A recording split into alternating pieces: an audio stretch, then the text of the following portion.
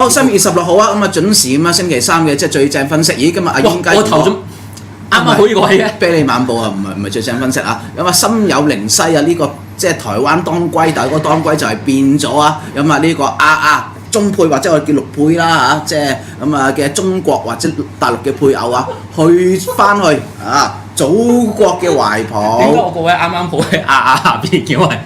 咁有咩問題啊？我咁一齊攬住佢啊！係咯，咦，原來你都係佢嘅親人喎。如果呢個位置好似我飲緊人奶喎。佢有冇人奶先撞？我點解知你 check 下？係嘛？